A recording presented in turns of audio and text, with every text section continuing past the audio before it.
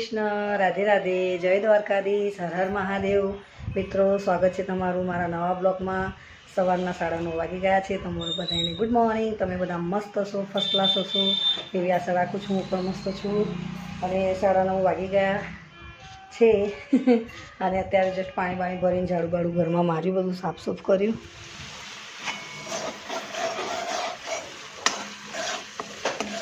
રાઈ ને લસણ, જીરું, મરચું વઘાર કર્યો અને આ મિત્રો દહીં છે।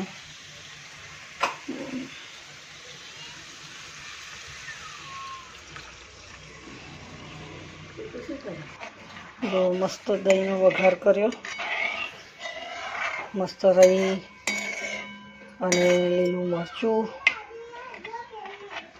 લાલ મરચું, લસણ, જીરું બધું વાટી કાઢ્યું અને આ ડુંગળી બટાકા મેં બાફી કાઢ્યા છે। મસ્ત ઉકાળો આવી જાય, થોડું પાણી નાખું, રસાવાળું કરું।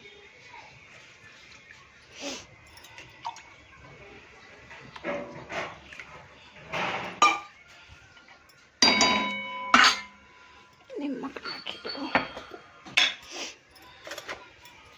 ગરમી પણ બહુ થઈ રહી છે। જો કેટલા રેલા ઉતરી રહ્યા છે મને, જો સખત ગરમી છે યાર।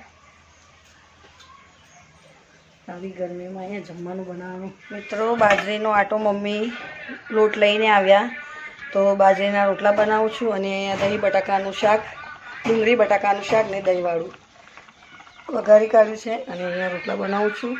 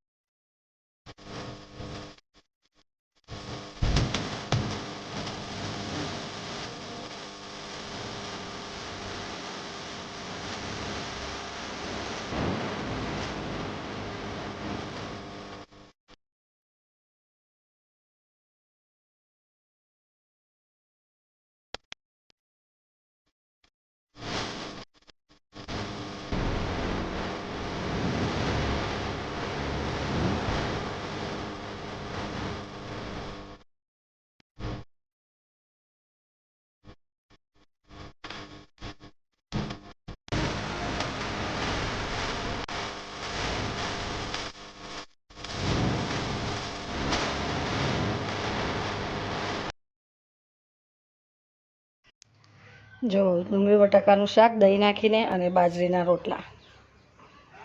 11 વાગી ગયા છે અને મારું જમવાનું બની ગયું છે। બાજરીના રોટલા અને ડુંગળી બટાકાનું શાક દહીંવાળું।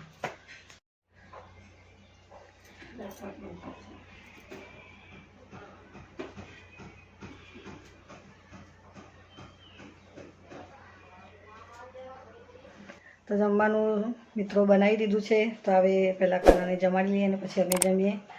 તો મિત્રો, વિડીયોને કરું છું અહીંયા એન્ડ। ચેનલ પર નવા હોય તો અમને સબસ્ક્રાઈબ કરજો, વિડીયો સારી લાગી હોય તો લાઇક, શેર, કોમેન્ટ કરજો અને વધુમાં વધુ શેર કરજો કે જેથી મારું સપનું પૂરું થાય। તો મળે એક નવા બ્લોગમાં। જય શ્રી કૃષ્ણ, રાધે રાધે, જય દ્વારકાધીશ, હર હર મહાદેવ।